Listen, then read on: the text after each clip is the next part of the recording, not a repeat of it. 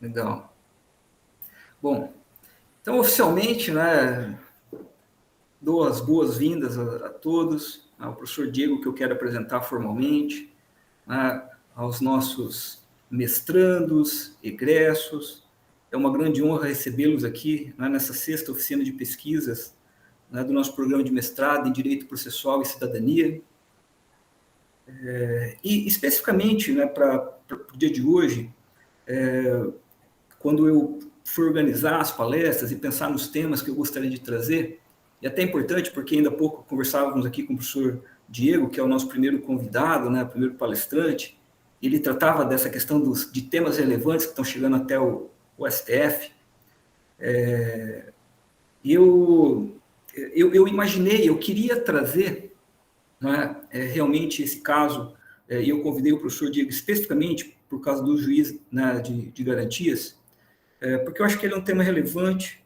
O nosso programa não é um programa voltado, né, especificamente para o processo penal, ele é mais um processo civil, mas eu quis trazer porque ele tem a ver com a questão de cidadania, com a questão da democracia, com a questão, né, da gente passar, né, professor Diego, por essa perspectiva, por esse olhar, né, se o nosso sistema efetivamente ele caminha para o sistema acusatório, se ele não é, se ele retroage, né, essas questões, né, dessas decisões da Lava Jato, tantos casos chegando até o Supremo Tribunal Federal e que teremos, né, decisões relevantes, né, sobre esses casos.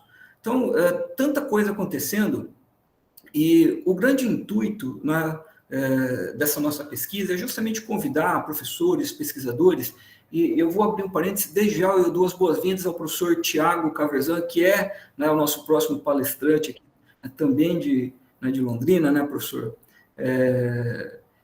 Assim, é uma honra receber vocês, porque o nosso intuito é, primeiro, né, junto com os nossos mestrandos, trazermos professores, pesquisadores, né, para demonstrar a seriedade, né, de como a pesquisa tem que ser feita. Né? Porque isso é importante para nós, né? Quando nós adentramos aqui ao meio acadêmico, nós temos que ter um compromisso com aquilo que é pesquisado, com os temas que são envolvidos, né, com a importância daquilo, né, dos temas que escolhemos e que, né, realmente elaboramos uma pesquisa. Né? Então, esse é um ponto importante, porque os professores convidados, né, são pesquisadores e acabam sendo uma referência aqui para nós, né, de como produzir e de como se comprometer. Mas, obviamente, a gente também sempre busca escolher temas, não é, relevantes para as nossas reflexões. Não é? Então, como eu dizia, quando eu já tinha imaginado há algum tempo, eu tinha pensado em trazer essa perspectiva do processo penal, e assim, professor Diego, eu já conhecia o professor Diego, né, foi o primeiro nome que veio na minha cabeça, eu gostaria, né, quando eu convidei o senhor, já tinha imaginado, né, eu gostaria muito que o professor Diego viesse, né, tratar, né, desse tema aqui para nós. Então, formalmente, eu vou apresentar aqui o nosso primeiro palestrante, que é o professor Diego, tá? Diego Preze Santos, né, que vai tratar sobre sistemas processuais penais e juízes de garantias. O professor Diego é pós-doutor em Direito pela Universidade Estadual de Londrina, doutor em Direito pela Faculdade Autônoma de Direito, mestre em Direito, né, pelo Centro Universitário de Maringá, né, fez a sua graduação, pós-graduação na UEL, é professor, né, da graduação em Direito, Faculdades Londrina, né, UEL, Faculdade Catuaí, né, professor da pós-graduação Lato Sensu, né, da UEL, professor da pós-graduação Stricto Sensu, né, também, né, da Universidade Estadual de Londrina, advogado. E o professor tem, né, tem publicações muito relevantes sobre esses temas. E isso, né, é o grande motivo, né, de poder convidar o professor, que é um grande pesquisador e um grande conhecedor do tema, e que com certeza vai trazer para nós, né, reflexões aqui importantes. Professor Diego, muito obrigado por ter aceito, dou as boas-vindas aqui ao nosso programa, e a palavra está com o senhor. Muito obrigado. Obrigado, professor Albino. Boa tarde a todos.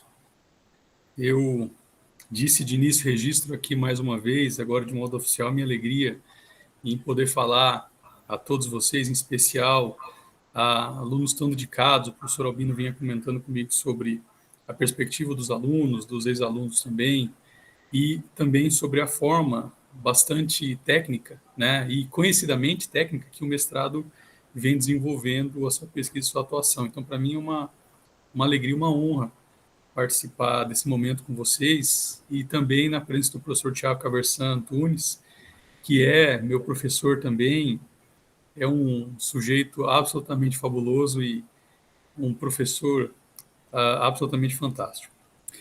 Bom, eu, como disse o professor Albino, tratarei de um dos temas que recentemente chegou ao Supremo Tribunal Federal, que é o do juiz das garantias. Esse tema tem uma imbricação muito poderosa com a forma como se enxerga no Brasil o direito e o processo penal, e mais do que isso, como a Constituição influencia o direito e o processo penal. Então, eu vou pedir licença a vocês para colocar em tela uma apresentação breve que eu fiz com o objetivo de apresentar conceitualmente o Instituto. Não vou me ater exatamente ao que está escrito, mas é mais para um guia que posso eventualmente disponibilizar, inclusive, depois. Mas o nosso primeiro ponto, gente, é o seguinte: o que é o nosso Código de Processo Penal? Não é novidade para ninguém que o nosso Código de Processo Penal ele é um código bastante antigo, que foi, ao longo do tempo, muito remendado. No entanto, é importante, quando se fala em sistemas processuais penais, se fala em processo penal, saber a origem do código. O nosso Código de Processo Penal ele foi feito à inspiração do Código de Processo Penal italiano de 1931. Esse Código italiano, assim como o Código Penal italiano, eles foram ambos estruturados e encomendados por um sujeito de nome Alfredo Rocco, que é irmão de um jurista muito importante da Itália, o Arturo Rocco, mas o Alfredo Rocco tinha uma diferença salutar do irmão, né? Enquanto o Arturo Rocco era um grande filósofo, Alfredo ele se tornou político, né? E enquanto político ele ascendeu dentro do partido que dominava a Itália à época, que era o Partido Fascista, e fez a encomenda de códigos que fossem aqueles que atendessem às demandas do partido. E vejam, o Alfredo Rocco, na época da elaboração do Código Fascista, o Códice Rocco, ele divulgou e disseminou esse código pelo mundo todo, inclusive foi esse código italiano que nos inspirou. Esses trechos que vocês estão vendo abaixo, né, da frase CPP de 1941 são trechos tirados com transcrição literal do nosso código, da exposição de motivos do código, onde o Alfredo Rocco, repito, ministro do fascismo, é citado de forma nominal. E há um detalhe aqui, professor Albino, que eu gostaria de chamar a atenção, é o fato de que esse código de 1941, com uma genética completamente problemática, ele tinha como objetivo amplificar as punições e tinha como objetivo também afastar do processo penal o excesso de formalismo. Então percebam, o Código Fascista, assim como o brasileiro inspirado nele, inspirou outros também, ele tinha como mote afastar o formalismo. Formalismo esse que era um óbice à punição. Então, esse código que os italianos fizeram e que nos inspirou depois era um código que visava ampliar as formas de punição, ampliar o campo punitivo e diminuir o ônus daquele que julga e daquele que acusa para essa punição. Então, quando se fala em dar elasticidade para prender, em desprender-se de limites estreitos, em afastar excesso de formalismo, o que se está dizendo, de fato, é, olha, vamos entregar um código que permita punir, né, com muito mais facilidade. Isso foi um código que afastou, de certo modo, a racionalidade do processo penal e tinha uma inspiração muito curiosa, que era a inspiração absolutamente inquisitiva. Esse, que é um termo que a gente vai examinar um pouco mais à frente, é o núcleo do Código italiano. Tanto a amplificação das punições, quanto a flexibilização das formas, tudo isso balizado por uma ideia inquisitiva, que é uma ideia que tem uma deficiência, uma diminuição de racionalidade. O problema, pessoal, é que nós tivemos, em 88, a Constituição, que não tinha compatibilidade com o Código. Nós chegamos até a época, né, uma surpresa, autores dizendo que o Código de Processo Penal não poderia ser modificado em função de uma Constituição que estava vindo. o Código de Processo Penal seria autônomo, como se ele tivesse, né, uma existência acima, além da Constituição Federal, e dela não dependesse. No entanto, foi muito nítida a separação, a diferença entre um Código de 40, com uma genética fascista, e uma Constituição, em 88, que vem como um reflexo daquilo que se deu na Europa no fim da Segunda Guerra Mundial. Essa crise que se estabeleceu, ela foi entabulada a partir da crítica de diversos autores que são, vejam vocês, autores pré-constitucionais e autores pós-constitucionais que criticavam esse código nosso, né, e especialmente a sua falta de conexão com a Constituição. E a doutrina começou a avançar na época para um campo de crítica muito pesado, que é o campo quanto ao sistema do processo penal brasileiro, ou seja, o que está subjacente ao processo penal brasileiro. E essa dúvida foi uma dúvida que até hoje não se resolveu. Vocês podem, quem quiser fazer concurso, quem está estudando para concurso, quem faz concurso, vocês podem detectar que há várias obras tratando o sistema processual penal no Brasil de forma distinta. Nós temos autores que dizem, olha, é um sistema misto, outros autores dizem, olha, isso aqui é um sistema acusatório, outros dizem, olha, isso aqui é um sistema que é inquisitivo num momento e acusatório em outro. Então, nós temos um desencontro em função disso. E qual é a importância do sistema e a importância desse campo introdutório que eu apresentei a vocês agora? É saber para que serve o processo penal e de que forma ele deve ser conduzido. Eu lembro vocês aqui que o processo penal ele é um instrumento do direito penal e é um instrumento mais potente do qual o Estado dispõe no seu acervo para lidar com as pessoas. Então, quando o processo penal ele prende, quando ele pune, ele é a expressão do poder mais contundente que o Estado tem para a utilização oficial. Por isso que nós temos um descompasso muito pesado entre o Código de Processo Penal, que dizia, olha, nós temos que prender e punir, usar esse poder com muita flexibilidade, sem tanto rigor e controle, e a Constituição, que em outra linha diz, não, nós temos que usar o direito penal e o processo penal, mas de forma contida, de forma controlada e racional.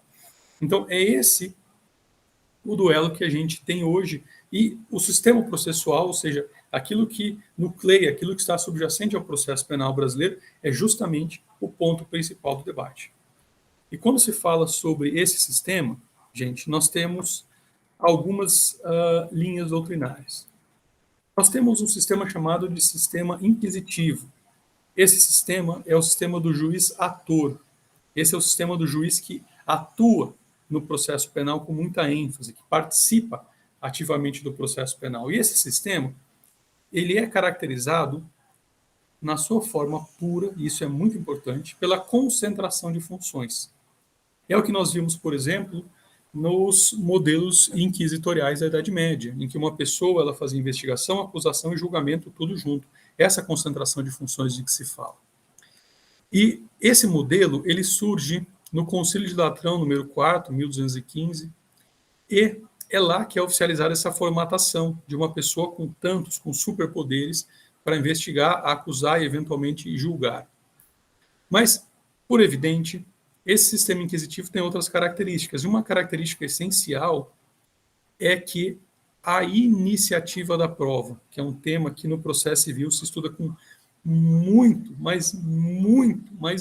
estudo, com muita profundidade, e no processo penal não se estuda com tanta profundidade, mas a iniciativa da prova é uma das luzes fundamentais para se entender esse sistema. Porque se há no sistema inquisitivo concentração de funções, naturalmente existe a iniciativa da prova na mão daquele que tem uma função maior que os demais, no caso do juiz.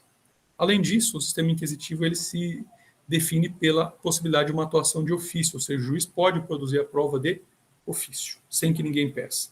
O juiz gerencia a prova, nega a prova, concede a prova e mais, o juiz produz a prova que ele entender necessária. E, muito embora isso possa parecer, numa primeira leitura, uma coisa positiva, afinal de contas é o juiz mesmo que tem a função decisória, então nada mais natural do que ele sanar as suas próprias dúvidas, há uma questão fundamental que há de ser explorada pouco mais à frente.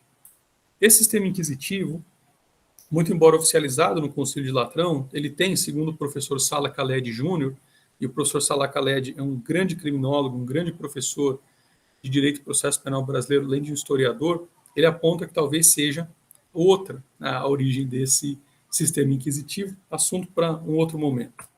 E nós temos, ao contrário, em outro lado da ponte, o sistema chamado de acusatório, que tem como grande caractere o juiz espectador. Um juiz que não atua de forma direta, o juiz que é a antena que capta, recebe a prova produzida por outros. Nesse sistema acusatório, existe uma separação funcional, que é, vejam só vocês, típica do nosso sistema. Inclusive, era também existente no sistema italiano, lá em 1931, que nos influenciou, porque nós tínhamos lá um órgão que investigava, um órgão acusador, um órgão julgador e também aquele que realiza a defesa, certo? Mas, e esse ponto é um ponto fundamental, se eu olhar, professor Tiago, somente para essa separação funcional, concentração funcional, eu vou chegar a ponto de dizer que o processo penal italiano fascista, ele era acusatório. Ou eu vou chegar a ponto de dizer que o sistema processual penal nazista também era acusatório, o que, por evidente, é um absurdo total. Por quê? Porque a grande diferença do sistema acusatório e do sistema inquisitivo não é só a separação funcional, mas a iniciativa e a gestão da prova. No sistema acusatório, quem tem iniciativa e gestão da prova são as partes, e nunca o magistrado, nunca o juiz. E é justamente essa iniciativa e gestão da prova que permite, como tantos autores falam ao longo de tanto tempo, que nós tenhamos um juiz imparcial. E aqui um exemplo, ele pode frutificar a questão. Imaginem que o juiz tem dúvida sobre a acusação do processo penal. E ele vai produzir a prova para sanar a sua dúvida. Agora vejam, se o juiz vai produzir a prova para sanar a sua dúvida, tem algo errado.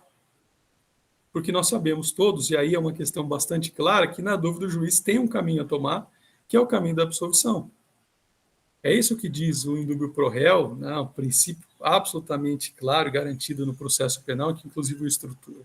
Logo, conceder ao juiz a iniciativa probatória parece um tanto quanto peculiar quando se pretende um sistema acusatório ou um juiz imparcial. Até porque, vejam, se ele tem dúvida e sabe que ali é o seu dever absolver, ao buscar uma prova ou outra, o juiz não está mais atuando de forma imparcial. E essa questão é interessante, né? Coloquei até uma referência, começa lá em 1166 com Henrique II, esse sistema, porque do sistema inquisitivo para o sistema acusatório surge, claro, não poderia ser diferente, o chamado sistema misto, que é um sistema curioso em que nós temos de novo o juiz-ator do sistema inquisitivo. Nós temos a divisão de funções do sistema acusatório. No entanto, nós temos uma iniciativa da prova nas mãos do juiz e a possibilidade do juiz atuar de ofício. Interessante que o professor Luigi Ferraioli, né, pai do garantismo jurídico, filósofo sem tamanho hoje, aliás, e tem uma relevância tremenda no mundo cotidiano, né, alguém que tem que ser lido. O professor Ferraioli diz que todo o sistema processual ele é misto. E o que diferencia um sistema de ser mais inquisitivo ou tendenciosamente inquisitivo acusatório é justamente a iniciativa da prova na mão das partes ou na mão do juiz. E aqui ele faz, né, um apontamento técnico sobre essa distinção. O professor Ferraioli é um grande crítico do direito, né, ele é mal visto por quem não o compreende e, de fato, tem quem acredita que é um professor de direito penal, longe disso, é um filósofo, mas ele é um grande crítico do sistema penal quando irracional. Quando irracional. Quando o sistema penal permite um excesso, um abuso, uma desregulamentação no uso do poder. Aí sim ele é crítico ao sistema. No entanto, longe de ser um abolicionista penal, o professor Luigi Ferraioli é um minimalista penal e alguém que, sobretudo, enxerga o ser humano como, né, sujeito de direitos. Então, percebam, quando se fala no sistema misto, gente, tem que se observar se nesse sistema chamado de misto, ou se nesse sistema chamado de acusatório, ou de inquisitivo, ou de o que quisesse chamar, existe ou não a gestão da prova na mão do juiz, a iniciativa da prova na mão do juiz, a possibilidade de atuação de ofício por parte do magistrado. Porque, havendo um desses caracteres, um deles somente, o sistema está tendente a um sistema inquisitivo, em que o nível de racionalidade é menor e em que o indúbio pro réu, já discutimos isso um minuto atrás, ele fica completamente afastado. Assim como também afastado fica o princípio da imparcialidade. Aliás, né, falávamos novamente sobre isso pouco tempo antes da aula iniciar a sua gravação. Quando eu tenho uma norma clara, dizendo o que deve ser feito, e essa norma não é aplicada, não sendo inconstitucional, sendo uma norma constitucional, qual é a consequência? Né? Nefasta ao processo, a prática de uma legalidade, e qual é o motivo disso? Então, eu convido vocês a pensarem sobre essa questão de forma bastante breve. Se eu tenho uma norma que deve ser aplicada a qualquer pessoa, por que não é aplicada? Uma das explicações que tem sido aventada há muito tempo sobre o assunto é que quando a lei, que é clara, não é aplicada, isso se dá em razão de uma deficiência de imparcialidade. Porque, afinal de contas, se eu não estou cumprindo uma lei que é constitucional, que deve incidir sobre o caso concreto, o artigo claramente tem a sua hipótese de incidência preenchida, o fato de afastá-lo é porque eu tenho algum interesse na causa, ou para benefício ou para prejuízo de alguém. Então, há que se ter, em especial no processo penal, uma atenção desmedida nesse ponto. Eu vi que a professora Jussara estava por aqui, não sei se foi impressão minha ou não, mas... Acho que ela entrou... Provavelmente deve ter entrado e saído. Mas, professor, deixa eu aproveitar e fazer um registro aqui. Claro, claro. Já que você falou na professora Jussara, eu quero também cumprimentar, tem o professor Horácio aqui do nosso programa, né, que ingressou, e também o professor, deixa eu ver se está aqui, o professor Luiz Manuel também esteve por aqui, daqui a pouco ele deve entrar de novo. Professor, por favor. Bom, é uma alegria. Professor Horácio, bem-vindo. E saúdo também a professora Jussara, uma pessoa importante na vida de tanta e tanta gente que seria impossível listar. Mas é uma alegria estar na presença dela de forma virtual. E vejam vocês, nós temos então uma situação em que a violação da lei ela denota um problema em relação à imparcialidade do magistrado. E é importante concluir que, independentemente do sistema que se diga ter, os sistemas processuais penais eles refletem sempre interesses políticos e ideológicos de diferentes sociedades em lugares e em momentos distintos. O professor Camille de Poli trata desse assunto com muita precisão e, de fato, o sistema processual penal como um sistema que estrutura esse poder tamanho que tem o Estado, que é o de prender alguém, de expor alguém, de condenar alguém, de constrição de bens de alguém, é um sistema que, via de regra, ele é articulado com base em interesses políticos e ideológicos. Daí por que a importância de se colocar na Constituição Federal qual é a opção política e ideológica do sistema. E a nossa Constituição Federal, ela faz isso. Por quê? Porque ela coloca dentro do seu texto uma clara nota de um sistema acusatório. No entanto, nós temos uma doutrina apontando que o sistema é misto, mas o sistema misto aqui no Brasil é inquisitivo, a nossa prática é inquisitiva, a nossa estrutura legal infraconstitucional, Código de Processo Penal, é inquisitivo e a nossa cultura é puramente inquisitiva. Daí, a razão e o acerto, que é muito comum que aconteça, do professor Auri Lopes Júnior, quando diz que nós precisamos passar por uma filtragem constitucional no processo penal, que é algo que deve ser feito, tem sido buscado de 88 para frente. E nós temos tido problemas. E qual é, meus amigos, o nosso principal ponto nessa busca por uma filtragem, uma adequação constitucional? É justamente o juiz das garantias. O juiz das garantias é um instituto que tem a possibilidade de modificar a estrutura do nosso Código de Processo Penal e da forma prática de atuação no processo penal brasileiro.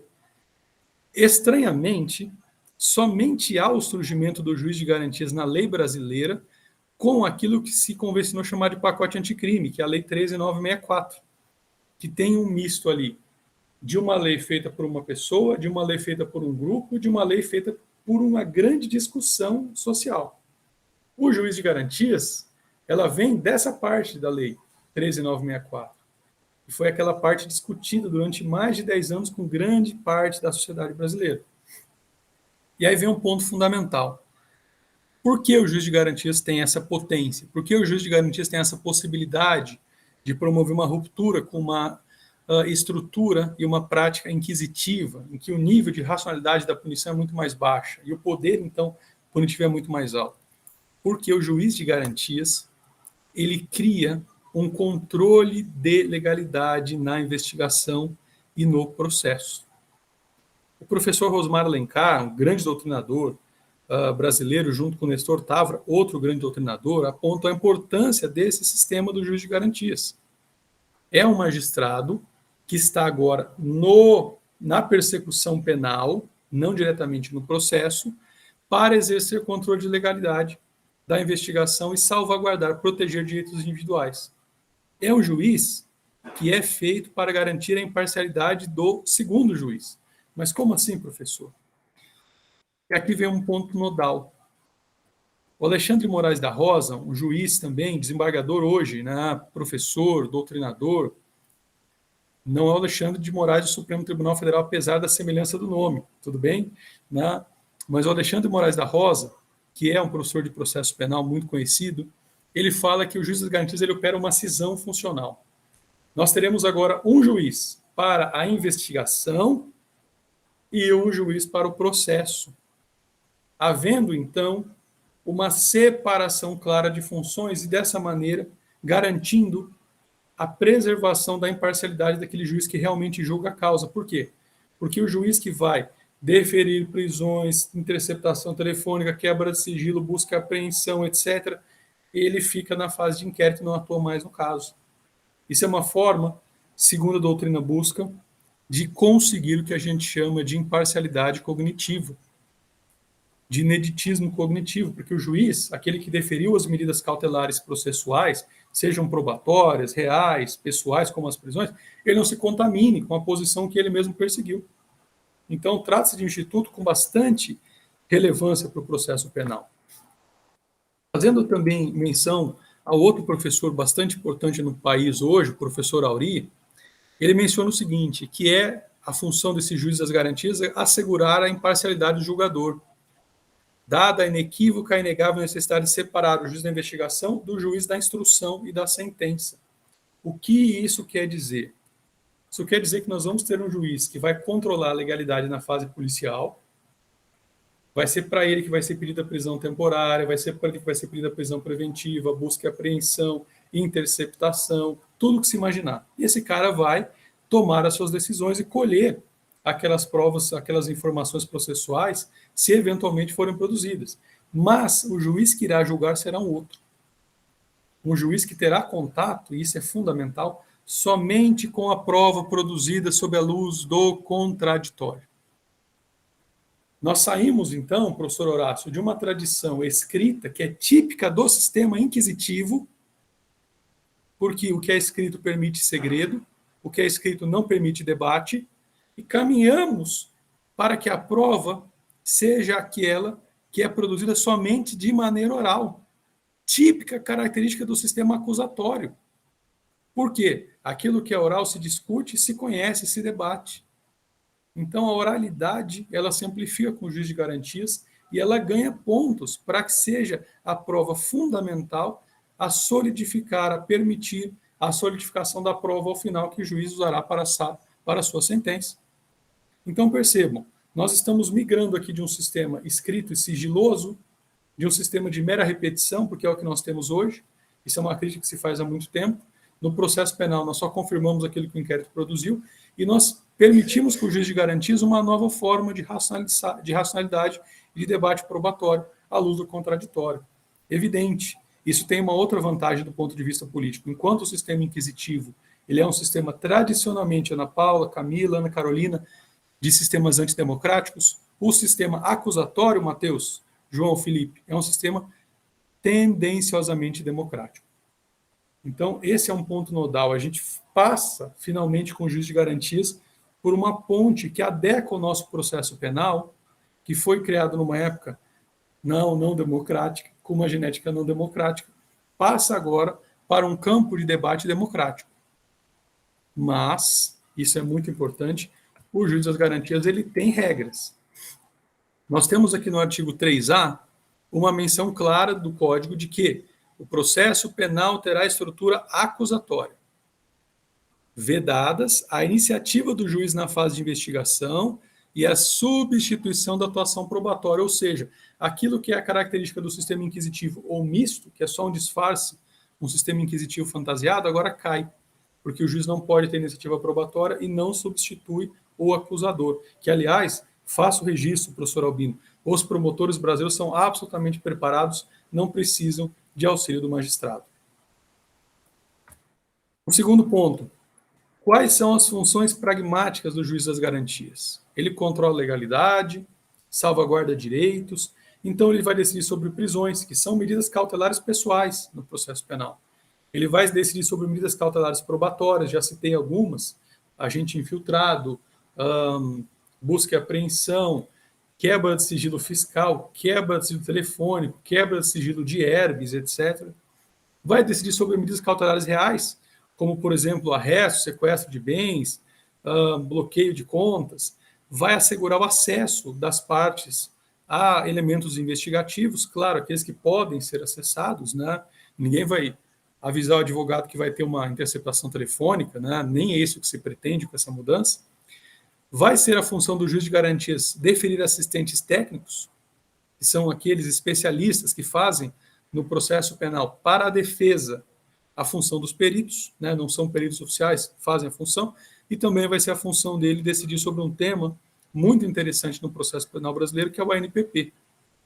Então, um tema muito interessante, que é um acordo em que o acusado confessa a prática do crime na troca de não ser denunciado. Então, o processo sequer se inicia, mas ele confessa o crime, recebe ali algum tipo de sanção alternativa, como um pagamento de pena pecuniária, serviço comunitário, outra medida que o promotor entenda necessária, e o processo não ocorre. Em contrapartida, a vantagem para ele é que não fica antecedentes criminais, ele não perde sua primariedade, etc. Então, um tema muito interessante esse do acordo, e ele fica submetido ao juiz das garantias também, e não ao juiz que irá julgar. Agora, eu chamo a atenção de vocês para a relevância dessas medidas. O Brasil, gente, ele nunca foi o país da impunidade. O Brasil é um país que prende muito, condena muito, sentencia muito, pune muito. Dá até para discutir sobre a qualidade dessas punições e prisões, mas que se faz, se faz. E notem, há tendenciosamente uma contaminação quando existe uma prisão ou uma medida invasiva realizada contra alguém. Eu chamo vocês a refletir de forma bastante breve sobre o seguinte exemplo. Vocês ligam a televisão e vocês assistem uma reportagem bastante carnavalesca sobre alguém que foi preso ou que teve sua casa invadida, etc. Num momento como esse, né, pelo menos é muito comum que ocorra, nós temos o acionamento do nosso sistema rápido de pensamento. Né? Tem um livro do Daniel Kahneman sobre isso, chamado Rápido e Devagar, muito interessante. Então, o nosso sistema rápido de pensamento, ele vai gerar uma primeira impressão, uma impressão apressada, uma impressão superficial sobre aquilo. E essa análise, né, uma análise que a gente pode analogicamente dizer, uma cognição sumária, ela se arrasta ao longo do processo de forma bastante premente. É uma preocupação que se tem no direito processual europeu desde os anos 70. Né? É a preocupação com essa primeira impressão que é tão impactante, que se arrasta, que é conduzida, que leva o processo inteiro e o traga a partir dessa primeira análise. É justamente por isso que nós precisamos que nós tenhamos um juiz outro, que não aquele que teve a primeira impressão, mas um juiz que tenha a possibilidade de modo imparcial, com ineditismo cognitivo, realize uma cognição exauriente, deixando e afastando todas as alternativas que são diferentes daquela que ele pretende ver na sua sentença, inspecionando a fundo a prova e mergulhando, então, no nível de análise que lhe permita não só observar a verossimilhança, não só observar um juízo sumário, mas sim um juízo absolutamente exauriente daquilo que o processo lhe faculta. Por isso que esse ineditismo que o juiz de garantias propicia, ele é tão importante. Nós temos aqui o limite temporal. Segundo o código, então vou deixar isso aqui bem marcado, segundo o código, quando a denúncia é recebida, é mais ou menos quando o juiz dá o primeiro despacho com relação à petição inicial, o resto vai para outro juiz. Então, o juiz das garantias ele atua do início da investigação até o momento que a denúncia ela é recebida. E aquele material todo da investigação policial, ele não é enviado, como hoje acontece, para o magistrado que irá julgar. Ele vai ficar, olha só, acautelado junto à vara. E não serão apensados aos autos do processo aqueles conteúdos. Isso, vejam, é o teor da lei. O parágrafo 4º, inclusive, ele é bastante claro, diz o seguinte, está na parte de baixo, fica assegurado às partes o amplo acesso aos autos acautelados da Secretaria do Juízo, que são os autos do inquérito. Mas nós sabemos que o juiz não é parte do processo, então, claro que o juiz não tem esse acesso, segundo a norma do juiz das garantias. Diz o artigo 3D que o juiz das garantias ele fica impedido de atuar no processo, ou seja, o juiz que funciona na investigação não pode ser o mesmo no processo, é justamente para garantir esse ineditismo cognitivo. E nós temos, além disso, algumas outras normas que são definidoras de como os estados vão organizar isso, a que tempo isso será organizado, etc. Pessoal, é fundamental entender o seguinte, o juiz das garantias, com esse grande conjunto de funções, um plexo de funções vasto, ele é um juiz que vai ter uma importância tremenda no processo penal, assim como ocorre em outros países.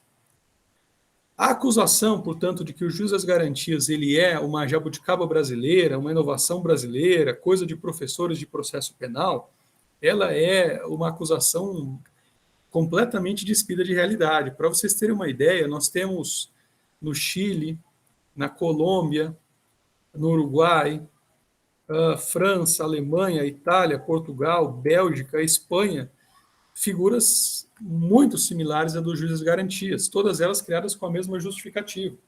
Separar a função daquele que inicia o processo daquele que sentencia o seu final. E um detalhe fundamental que é defendido pela doutrina é que, a partir do momento, professor Albino, professor Tiago, que o artigo 3A diz que todo processo é acusatório, e que o juiz não pode ter iniciativa probatória, que o juiz não pode substituir as partes, é natural que exista uma revogação de todos os artigos em contrário.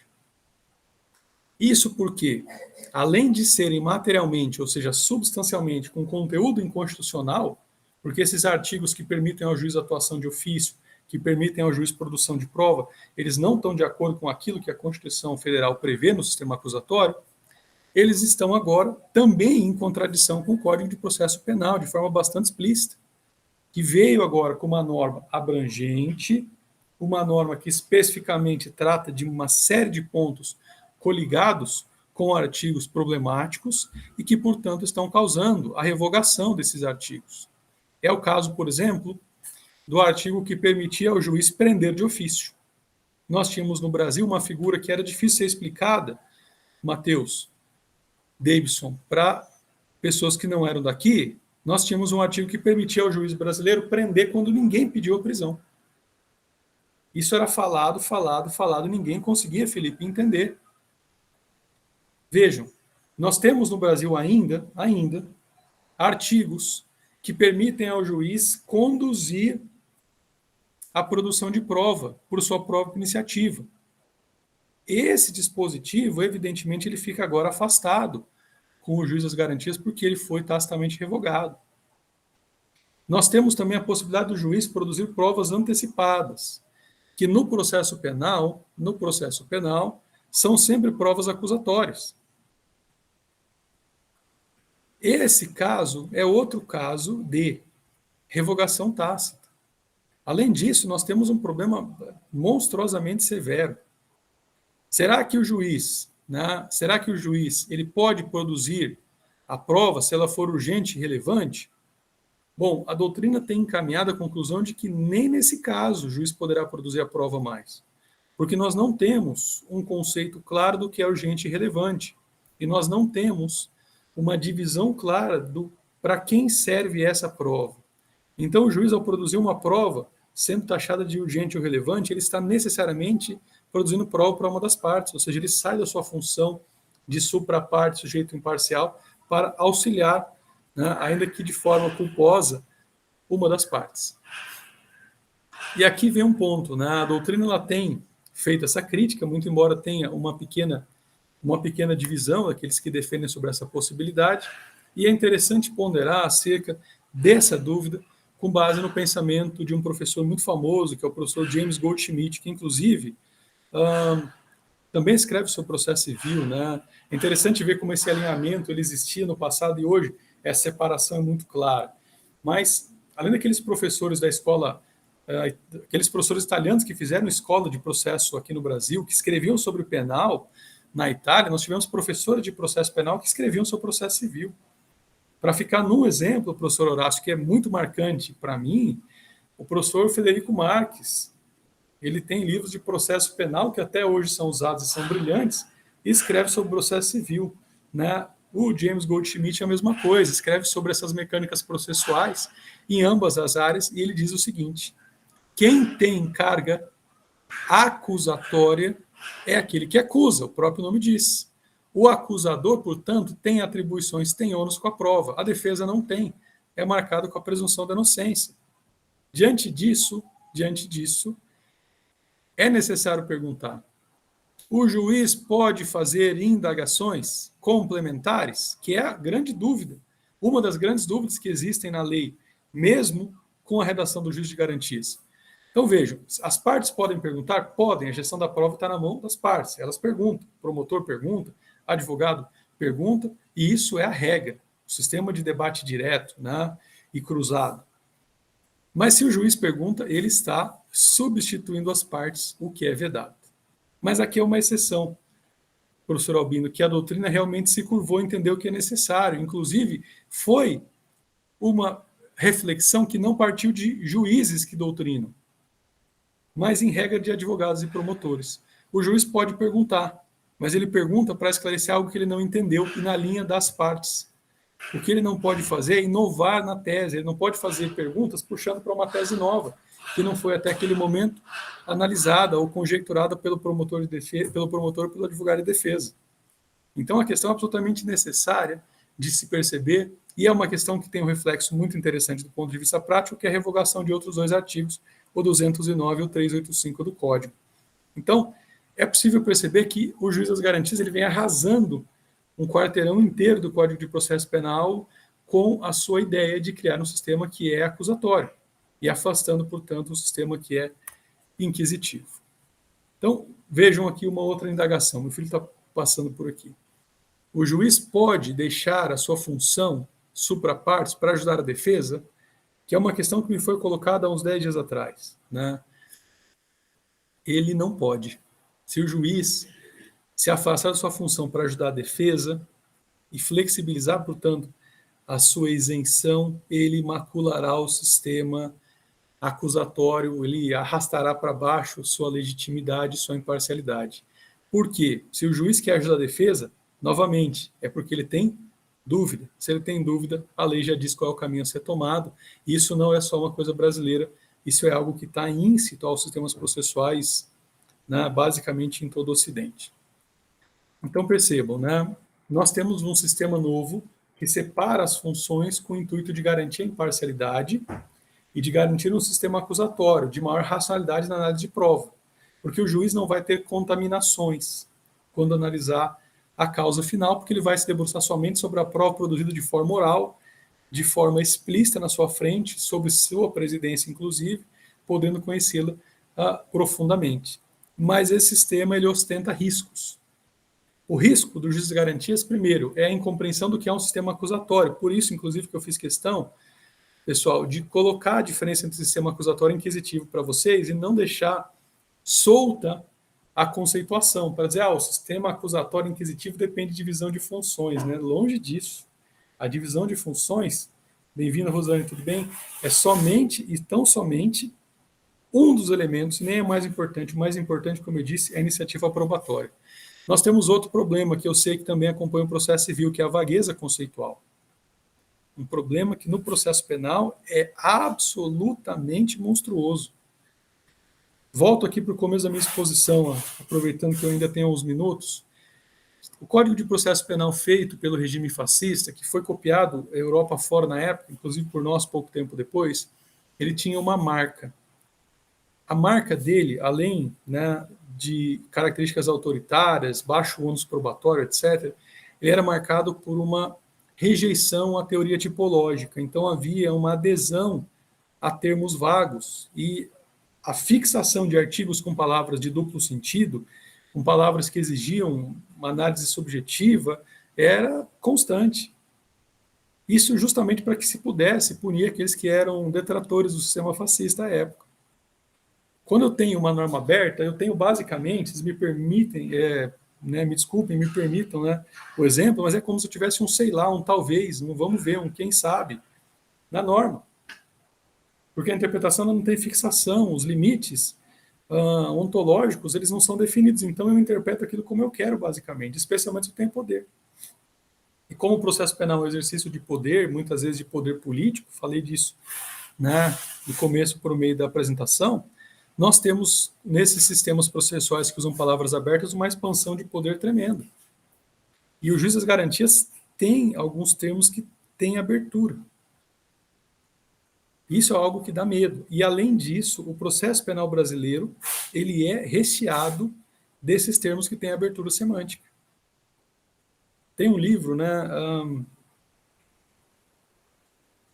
Como Fazer Coisas com Palavras, do John Austin, né, que ele fala sobre esses enunciados, essas palavras que são performativas, que eu faço, né, sendo vulgar aquilo que eu quero com elas. E no Brasil, no processo penal, essas palavras abertas, elas são completamente odiosas, porque são elas justamente que permitem aquilo que faz as pessoas terem medo do sistema jurídico. Prende, solta, né, julga, condena e anula, isso tudo deriva dessas palavras com termos abertos, porque elas não têm muita fixação. São palavras que são usadas para aprisionamento, para manutenção de processos ilegais vivos, etc. Né? Então, os nossos absurdos são todos baseados nisso. E, né, um dos riscos que a doutrina mais receava, ele se concretiza. Porque o Supremo Tribunal Federal, no julgamento conjunto, primeiro de forma liminar e agora de forma meritória, das ADIs, né, que estão ali em cima listadas, por todas eu cito a 6298, o Supremo Tribunal Federal, ele promoveu mudanças grandes no juiz das garantias. Mudanças grandes porque houve primeiro uma suspensão, né, liminar do juiz das garantias e de outros institutos feitos pelo ministro Luiz Fux, né, que tem uma decisão com fundamento árduo, é nítido que ele se esforçou, um grande doutrinador, além disso, um grande professor. Mas quando o julgamento ele se deu e foi finalizado em 24/8, ele apresentou para nós algumas questões, como, por exemplo, o Supremo conferiu um prazo de 12 meses com uma prorrogação pelo igual período para a implementação do juiz das garantias no país. É mais tempo do que se imaginava. Houve uma modificação. Agora, a competência do juiz das garantias termina com o oferecimento da denúncia. Não é com o seu recebimento. Então, o trabalho do juiz das garantias ele foi apequenado pelo Supremo Tribunal Federal. Enquanto que o trabalho do juiz de mérito ele foi agigantado. Para um momento que parece ser só uma mera etapa processual, porque a gente vendo o esquema do desenho do processo penal é só uma etapa, mas que de fato vai implicar numa análise de tudo aquilo que se queria deixar de lado do juiz das garantias e do juiz do mérito, que é a análise do inquérito. Então, agora, gente, o promotor oferece denúncia e acabou o trabalho do juiz das garantias. E o juiz do mérito, agora o juiz do julgamento, ele vai ter acesso a tudo aquilo que não era para ter. O que nos fez ter um sistema de juiz de garantias que é completamente anômalo, inserindo o Brasil mais uma vez, num nicho em que ele é o único participante em que o processo penal tem normas que não são compreensíveis por outros processualistas. Nós não temos normas e não podemos dizer que temos normas parecidas com nenhum país mais, porque o nosso sistema de nulidades ele é muito próprio, José Adelar, é nosso só. As unidades do processo penal brasileiro não tem igual, não tem par. O nosso sistema de prisão preventiva, o professor Tiago sabe disso, é específico daqui. O nosso juiz das garantias agora também vem a ser, professor Horácio, infelizmente, uma formatação que é própria do Brasil. Mas, né, a gente tem que olhar para aquilo que ainda é funcional. Bom, em até 10 dias depois que a denúncia é oferecida, o juiz da instrução, o novo juiz, então, deverá reexaminar as cautelares, né, probatórias, reais, pessoais que foram deferidas. Essas cautelares aqui têm que ser reexaminadas e o Supremo manteve. O problema é, o Supremo revogou a possibilidade de revogação automática dessas prisões quando o juiz atrasa a sua análise. A norma nova diz o seguinte, olha, se o juiz não analisar em 10 dias, a prisão se torna ilegal. E o Supremo, mais uma vez, disse que o ilegal não é tão ilegal assim, ou seja, a prisão, mesmo sem análise, se mantém. Isso aqui, gente, foi baseado numa coisa que às vezes me assusta. Eu respeito muito. Quem sabe muito mais do que eu entende isso bem, mas me assusta. Isso é baseado, em geral, em análise de proporcionalidade e razoabilidade, que às vezes me preocupam quando se trata do processo penal.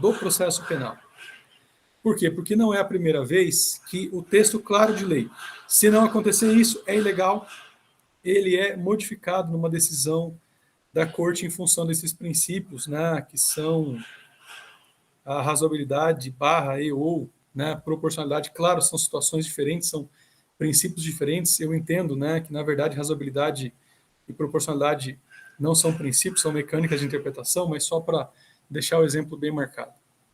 Além disso, o Supremo Tribunal Federal ele disse que tanto a própria Corte quanto o STJ não tem juiz de garantias. Né? Isso porque o processo deles é regido pela lei própria, a Lei Especial 838 de 90. Também temos aqui uma outra mudança aqui. A necessidade do juiz de garantias, claro, assegurar o exercício do contraditório. Né? Isso aqui foi mantido, fundamental que se mantivesse, seria, né, quebrar todo o espírito da norma. E o juiz segue tendo aqui o dever de assegurar a dignidade do preso e todos os seus direitos garantidos pela Constituição e por tratados internacionais. Então, nesse aspecto, o juiz de garantia se mantém. Ainda é um juiz que deve proteger as garantias da pessoa. No entanto, no seu aspecto acusatório, há algumas mudanças. Outra é esta. Com relação ao arquivamento, que na lei nova é um dever barra direito, barra prerrogativa exclusiva do Ministério Público, dono da ação penal, agora nós temos a necessidade de uma submissão do pedido de arquivamento ao juiz, como é hoje. Então, basicamente, o Supremo diz que a lei mudou, mas que nós precisamos manter o sistema como está. Qual o problema disso? Nós temos novamente uma concentração de funções na mão do juiz, diferentemente do que nós tínhamos com a proposta de lei. Em síntese, a lei disse, olha, como o sistema acusatório tem que separar funções e o promotor é o dono da ação penal, quando ele quiser estar arquivada, e fim de papo, não é ninguém chamado para analisar. Agora não mais. Agora, de novo, como acontece desde 40, o promotor vai fazer essa manifestação pelo arquivamento, vai submeter ao juiz, o juiz comunicará à vítima, ao investigado, à autoridade policial e poderá encaminhar esse pedido ao procurador para que analise se está correto ou não, que é um absurdo completo, né? A gente remontou aqui o sistema do ministro Alfredo Rocco. Em relação à prova, nós temos um problema aqui que toda hora perguntam em sala de aula. Foi declarada a inconstitucionalidade do dispositivo que proibia que o juiz que teve acesso com uma prova inadmissível profira sentença ou acordo. Ou seja, o Supremo mudou novamente aquilo que o juiz de garantias procurou estabelecer. Ou seja, o juiz que teve contato com uma prova problemática, ele ficava fora do campo. Agora não mais. Uma outra mudança também drástica aqui é sobre a audiência de custódia. Pessoal, a audiência de custódia é uma audiência realizada no Brasil com urgência, após alguém ser preso. Inicialmente, ela foi estabelecida pelo CNJ em 2015 e era para prisões em flagrante. Hoje, prisões preventivas e temporárias também devem ter audiência de custódia, e eu explico para vocês por quê. Para além da análise da legalidade daquela prisão e da manutenção de uma outra prisão, a audiência de custódia é importante para verificar se houve algum tipo de violência ou ilegalidade na prisão. A realização dela por meio de videoconferência é afastar a possibilidade de inspeção do seu propósito principal. O juiz não tem como examinar, não tem como ouvir, não vai existir o elo, né, de confiança necessário para que se discuta eventualmente violência ou tortura, que no Brasil não acontece tanto quanto imagina, não acontece, mas às vezes acontece. E é preciso que seja acautelada uma situação como essa. Então há que se perceber que essa mudança é uma mudança também bastante sensível.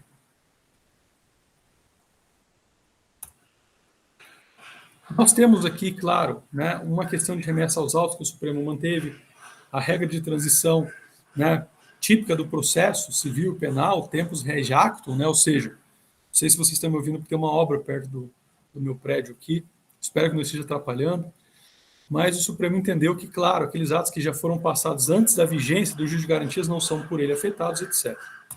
Mas, em síntese, gente, vendo que meu tempo está se esgotando, né, e o programa de fato chegou ao seu momento derradeiro, é de se indagar o seguinte, né, essa foto é uma foto do professor Luiz Ferraioli. O que sobrou do juiz das garantias com a decisão do Supremo Tribunal Federal? E não pense que eu sou uma pessoa que é contra o Supremo Tribunal Federal em tudo que ele faz. Né? Eu tenho visto com bons olhos muitas decisões do Supremo Tribunal Federal, mas algumas decisões são decisões que eu tenho certa dificuldade em concordar com as posições que foram tomadas. Talvez, claro, pelas minhas limitações, né, por aquilo que eu aprendi, especialmente pelo que eu não aprendi ao longo do tempo, mas notem, o que sobra do juiz das garantias se o Supremo Tribunal Federal permite agora que o juiz produza provas em alguns casos? O que sobra do juiz das garantias se agora o juiz do julgamento vai analisar o material investigativo para receber a denúncia?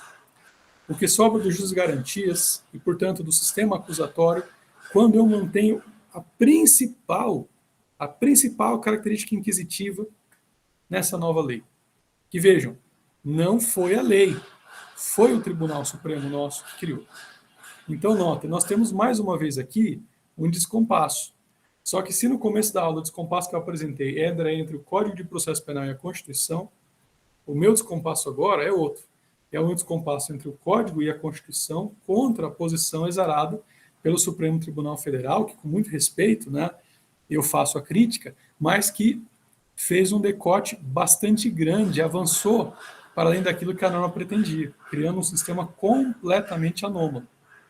Tá bem? Então, esse é o nosso grande desafio, lidar com um processo que, de novo, ele terá problemas de adequação. Porque nós tivemos uma mudança de lei que foi difícil de ser aprovada, que foi muito discutida, que veio no momento importante do Brasil e que agora teve a sua principal mudança podada. Né? Então é isso, professor Albino, é isso, professor Horácio, professor Tiago, a todos os colegas aqui. Professor Diego, muito obrigado. Bom, eu fiz algumas anotações aqui, mas como é difícil, né? Eu lembro que um tempo atrás eu fiz um estudo sobre a questão dos sistemas processuais, e de fato é bem o que o senhor disse, né? A doutrina brasileira é muito dividida, não sei se há um consenso na ideia do sistema misto, acusatório, inquisitório, né? Mas me parece efetivamente que hoje em dia é muito difícil você conseguir promover um levantamento de um sistema que seja puro, né? Vamos dizer dessa forma. Mas ele pode ser caracterizado, né, e eu compreendo da mesma forma que a gestão de provas é o grande cerne, né, dessa caracterização. Mas mesmo assim, né, é preciso compreender o sistema, a ideia do poder, porque no processo civil também tem, o artigo 370 do Código de Processo Civil dá o poder de produzir prova de ofício. E quando você estava falando, como eu não tinha acompanhado tanto, eu fiquei pensando no artigo 156 do CPP, e o senhor trouxe ali, né, essa discussão. Eu quero deixar aberto aqui para todo mundo, para participar, para fazer perguntas, debate aqui com o professor Diego. Professor Diego, mas essa questão de desnaturalizar sistemas, né, essa questão do lapso temporal, né, imagine, o juiz de instrução é o juiz que vai avaliar as provas para fazer o recebimento da denúncia. Quebra a imparcialidade. Né? No meu ponto de vista, nós já temos um problema aqui. Mas, né, vamos ver os comentários aqui, depois eu comento um pouco também. Pessoal, deixa aqui em aberto, alguém gostaria de fazer algum comentário? Né? Felipe, por favor. Boa tarde, professores. Boa tarde, professor. O áudio tá bom? Que tá no fone. Então, beleza. Parabéns pela apresentação. Excelente. Quando o professor aquela coisa de faculdades, né? Eu trabalho na área de direito civil, mas o direito penal é apaixonante, é uma coisa que você diverte, maravilhoso. E quando o professor fala do professor Auri Lopes e do Alexandre de Moraes da Rosa, né, e eu lembro das duas palestras dele no congresso da BD Const, maravilhoso os dois, e o Alexandre de Moraes da Rosa, ele sempre fala, senhor Alexandre de Moraes da Rosa, porque não é para confundir com o ministro, né, em todas as apresentações dele, excelente. E, além do juiz de garantia e todas as outras questões, eu me recordo da expressão que ele utiliza sobre a estrutura do tribunal para análise do processo penal. Né? Quando a gente fala de estrutura física, onde o promotor e o juiz jantam junto e almoçam junto e saem de uma única sala, e o réu vai e o advogado defendendo o réu vai na salinha no fundo comer a sua marmita de um júri. Né, vamos dizer, nessa forma ali no cantinho. Toda essa estrutura. Então, além desses pontos de você pensar no juiz, ele não se sujar com a prova pré-constituída, mas quando a gente analisa o júri, que quem vai decidir ali são as pessoas que foram nomeadas, essa estrutura visual do tribunal do júri, por exemplo, existe alguma previsão, alguma visão dentro dos criminalistas ali de alteração, formulação disso? Porque a gente sabe que há uma influência, né? A gente diz até nas cores de roupa que utiliza para influenciar na decisão tomada, e essa estrutura física de um tribunal do júri é extremamente tendenciosa para a condenação. Bom, Felipe, vou respondendo, professor Albino, depois, na sequência, os colegas fiquem à vontade. De fato, né, a estrutura do tribunal do júri, ela é muito criticada por pessoas que atuam na área criminal e que pesquisam a área criminal. Tanto a disposição de cada um dos móveis e das posições das pessoas no processo penal, o juiz com o promotor sentado ao seu lado, etc., quanto a posição do júri e a posição do advogado. Como você menciona, né, há críticas a isso, há propostas para que sejam mudadas, já foram algumas rejeitadas, mas, de fato, a influência é tremenda. A roupa que o sujeito utiliza, se ele utiliza óculos ou se ele não utiliza óculos, isso tem, segundo pesquisas americanas, uma influência sobre os jurados, a postura com que ele está. E, curiosamente, aqui em Londrina, nós tivemos, desde algum tempo, uma situação em que, na época das refeições, no momento das refeições, professor Tiago, sentavam o juiz, os servidores da justiça, os jurados, advogados e até o Ministério Público, todos na mesma sala para suas refeições. Então, isso minava um pouco, é evidente que não se podia falar, né, a época em que isso era feito, não se podia falar sobre o caso naquele momento.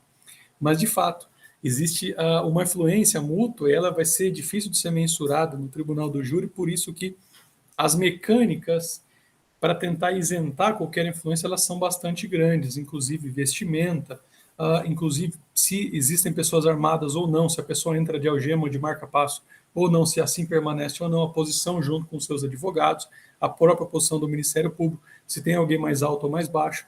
Então, o processo penal, ele naturalmente tem uma grande influência de elementos que são cotidianos, né, e que acabam retratando posições de poder distintas dentro da seara do julgamento. Mas é isso. Legal, professor. Eu vi aqui, Matheus, você está, por favor? Boa tarde, professor. É um prazer ter o senhor dando um tema sobre direito penal, sobretudo que eu levei essa paixão para além da faculdade. Vivo esse negócio. Professor, Quando eu acompanhei o julgamento, e após o julgamento, eu vi que teve bastante discussão, sobretudo pelo Auri. Ontem teve o Auri junto com o Alexandre de Moraes da Rosa publicando sobre o esvaziamento do juiz das garantias, mas eu escutei uma outra posição e aí eu comecei a refletir sobre ela também, sobre essa questão do juiz das garantias ele sair antes do recebimento da denúncia. E aí, nessa outra posição, um advogado ele menciona que realmente seria o certo ele sair antes, porque já que ele estaria viciado com todo o inquérito policial, ele certamente ele iria acatar o recebimento da denúncia, mesmo que não tivesse justa causa. E aí, nesse outro ponto, seria interessante ter um juiz imparcial desde o recebimento da denúncia. E o que o professor acha? Porque, assim, naquela visão do Auri, nossa, esvaziou totalmente. E aí veio essa outra visão, eu falei, caramba, é algo a se pensar aí. Não sei o que o professor diz sobre. Matheus, a questão é uma questão muito pesada mesmo, porque você quer um juiz que analise o recebimento de denúncia, mas que tenha imparcialidade. Então, por esse lado, claro que um novo juiz é a posição semelhante, inclusive é um tema, o professor Regis Prado e eu, lá em 2020, escrevemos sobre esse assunto juntos, e a nossa crítica era justamente essa, né? Isso era um dos pontos dos quais nós nos debruçamos. No entanto, levando em conta que, né, é mais lesivo que o réu seja condenado do que a denúncia seja recebida, é necessário que essa inovação cognitiva ela se mantenha, daí porque a nossa opção à época em dizer que se nós temos que ter um juiz analisando o material do inquérito para decidir, não pode ser o juiz do mérito. Mas a questão é uma questão delicada, de fato é uma questão delicada. Lembro que eu gastei algumas horas com o professor Regis debatendo sobre isso, sobre quais posições nós íamos tomar. Mas eu acho que a posição da lei original era melhor. Ok. José Adelar, temos aqui o José Adelar e o professor Horácio, depois a gente vai encerrar para partir para a próxima. José Adelar, por favor. Boa tarde, professor. Muito boas as suas considerações, muito obrigado por trazê-las a nós, professor. E independente de todos os problemas aí que o senhor nos apontou, e que não são só preocupações suas, são preocupações gerais, o juiz de garantia está aí, né? Embora o Supremo Tribunal Federal tenha determinado prazo de 12 meses para a sua implantação, prorrogáveis por mais 12, a minha pergunta é se o senhor não acha esse tempo um pouco exíguo, dentre outros problemas, dentre outros fatores, até pela falta de dotação orçamentária para que os tribunais possam fazer frente aos gastos que, inevitavelmente, vão ser necessários para a aplicação e efetivação desse instituto? Excelente questão, né? Essa questão é uma questão muito forte. Quando a proposta ela começou a ser discutida, lá em 2010, José Adelar, a doutrina catalogava aí um prazo de uns 5 anos a partir do momento da aprovação para que pudesse ser colocada em prática. Como nós tivemos aprovação em 2019 e a implementação agora, ela vem não somente em 2023, mas vai para 2024, entrando em 2025, nós temos esses 5 anos, que inclusive foi um prazo que na época, salvo engano, que eu vou te falar agora, uma associação de classe entendeu que seria o prazo razoável, né? Então nós temos 5 anos aí, fora o debate, 5 anos da aprovação da lei para que ela possa efetivamente ser implementada. E eu sou bem honesto em te dizer, acho que precisando, esse prazo vai ser esticado um pouco mais. Mas preocupa um pouco a questão, né, da estrutura orçamentária. A gente sabe que o orçamento no Brasil ele é sempre feito via norma, e os tribunais de justiça eles vão precisar se preparar para isso. Como é uma questão de prazo relativamente grande, 5 anos, né? Então é possível que, no meu modo de entender, claro, sob censura de um professor de direito financeiro, alguém especialista em contas, razoável para a temática. O que me preocupa aqui é a forma como essa estruturação vai ser, tá bem? Porque o Supremo ele garantiu uma flexibilidade grande agora para que os tribunais de justiça possam fazer essa implementação. Então, vamos ver como ela acaba acontecendo. Eu vou utilizar um operador retórico agora, tá bem? Até copiando o professor Auri. Quando alguém aumenta a pena, quando alguém cria crime novo, muda o regime prisional para piorar, ninguém fica preocupado com o tempo de prisão, com o tempo para implementação e com gasto, né? Agora que uma mudança para proteger as pessoas, eles estão preocupados, né? Mas, fora essa operação retórica, de fato, cara, a sua dúvida é uma dúvida super relevante. Não há como escapar disso num país como o nosso. Tá bem? Mas, no meu modo de ver, é um tempo razoável. Obrigado, professor. Professor Horácio, o senhor levantou a mão aqui, por favor, professor. Professor Diego, é sempre muito esclarecedor ouvi-lo, né? É uma satisfação, professor Albino. E dentro aqui, professor, eu tenho algumas reflexões, um pensamento que eu tenho já de algum tempo, e não no processo penal, e que as coisas, a situação se apresenta de forma completamente distorcida dentro de um sistema que busca ser razoavelmente lógico, né? Então, imagine o senhor na área do direito eleitoral, né? O senhor tem um julgamento pautado no TSE. 3 integrantes do TSE são integrantes do Supremo Tribunal Federal. E os 3 integrantes votam contrários ou favoráveis à tese que o senhor pretende, né? E há um recurso para o Supremo Tribunal Federal. 3 daqueles integrantes do Supremo, do TSE, vão julgar no Supremo. Por si só, já se verifica que ou o camarada já entra ganhando desculpa a brincadeira, a palestra do senhor é muito séria, né? Ou o camarada já entra perdendo de 3-0, ou o camarada já entra ganhando de 3-0. E, sabe, eu sinceramente, eu não consigo, me perdoe, né? A minha ignorância é ilimitada, né? Eu não consigo entender como é que isso, num sistema que procura ser razoavelmente lógico, ainda persiste no nosso país. Mas, doutor Diego, exigir alguma logicidade no nosso sistema, eu estou chegando à conclusão que é pedir demais. Parabenizo o senhor pela brilhante exposição, parabenizo o professor Albino pela escolha do nome do senhor, e aprendi muito aqui. Boa tarde a todos. Eu agradeço, professor, as palavras, agradeço ao professor Albino pelo convite, é uma chance muito interessante para mim. Aliás, eu nasci em Moarama, né? Morei grande parte da minha vida em uma cidade próxima, que é Icaraíma, até vir para Londrina. Então, conheço muito bem a região, né? Estudei em Moarama também um tempo, conheço muita gente na cidade. Para mim é uma alegria participar de uma instituição que é tão, né, grande, tão robusta e tão reconhecida, num programa de pós-graduação em estrito sensu também tão reconhecido e sob, né, a tutela de gente tão competente. Então, agradeço muito a chance, professor, e fico muito feliz agora, mais ainda que vocês vão ter uma palestra de altíssima qualidade com o professor Tiago, né, que vai compensar os meus erros aqui.